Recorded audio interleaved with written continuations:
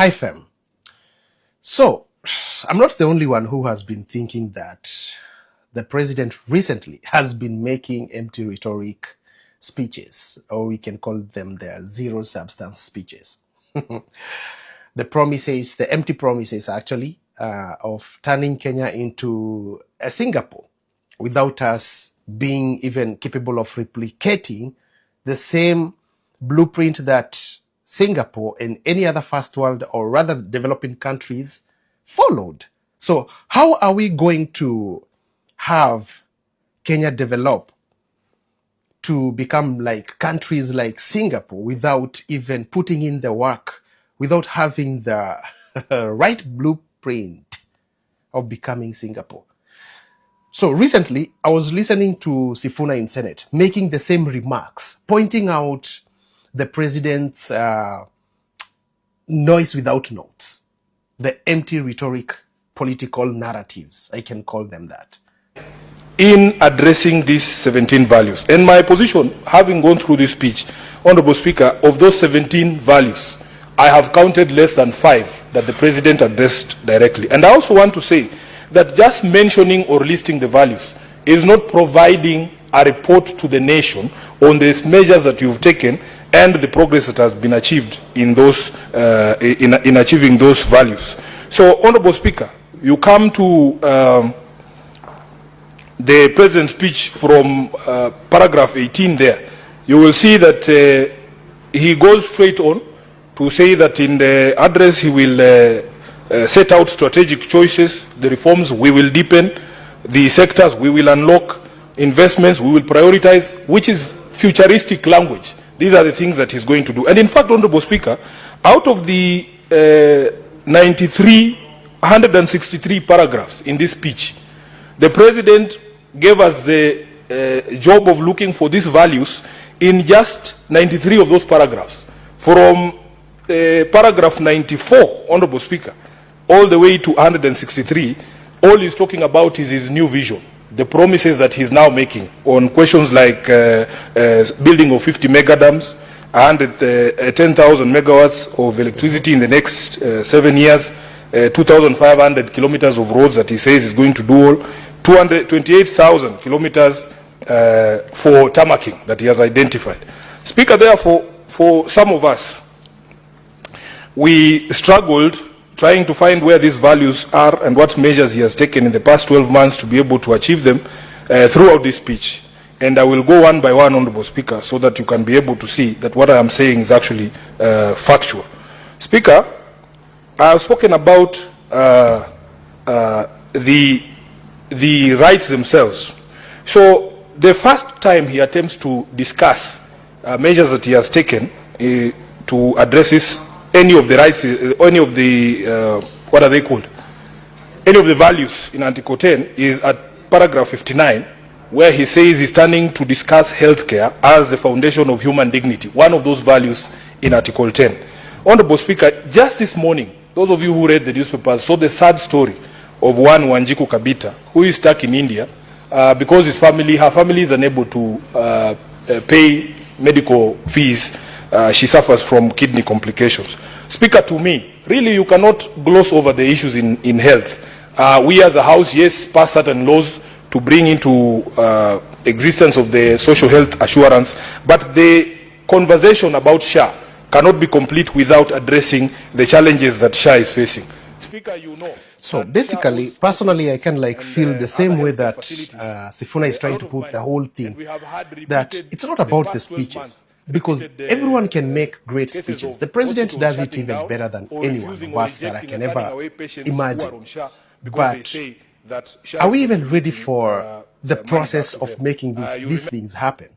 Are we even ready for, what it takes for us to make these things happen? Just like Sifuna was trying to explain that we talk about better healthcare, while as we speak, there are so many Kenyans who cannot access the better health services. They're still struggling with paying the basic needs, the basic bills. Yet, we'll be right there, the president will be right there flaunting of how he has made the system better like that.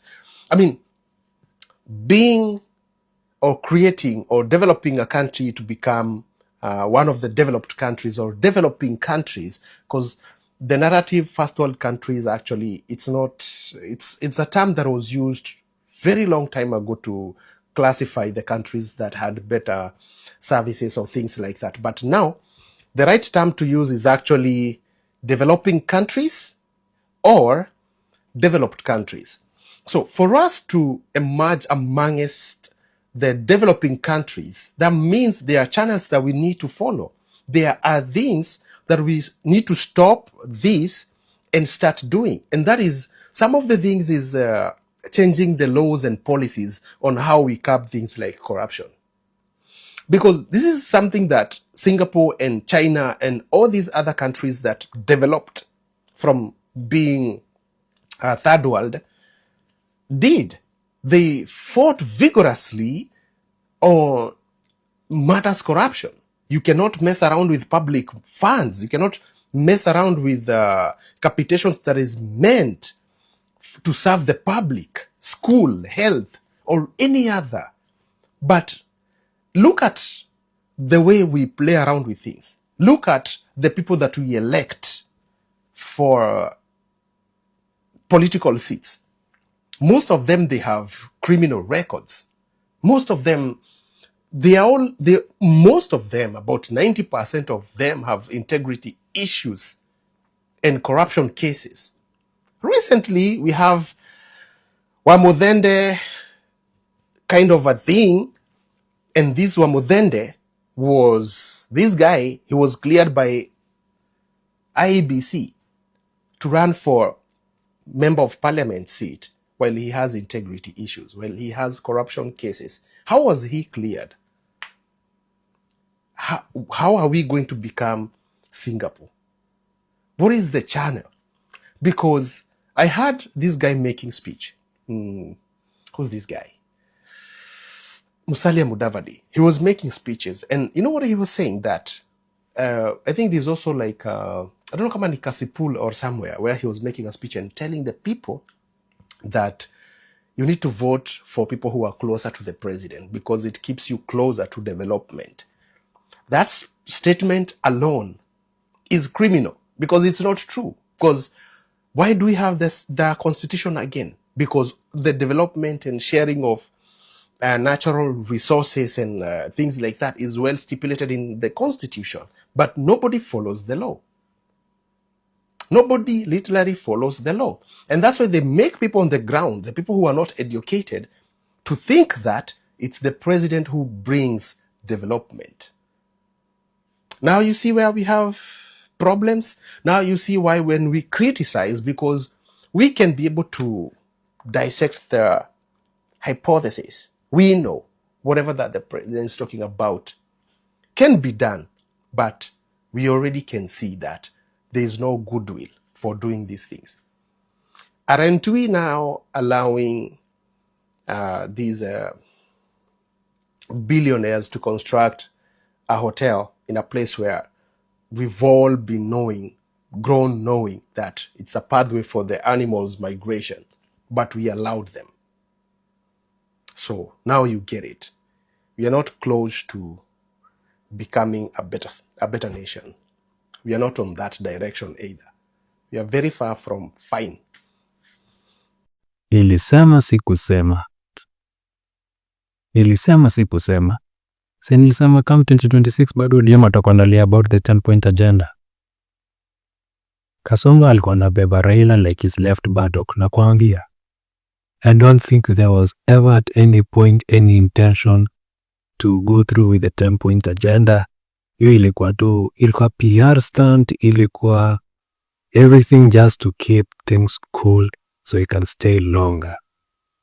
Chess move, that's what I would call it. A chess move yenye saya amecheckmate wase hadi men Sifuna na Kafala akiuliza maswali. Well, I don't know why he ever thought that Ruto will change, that hata mdanganya. And yeah, life ni tough, bruh. Life ni tough.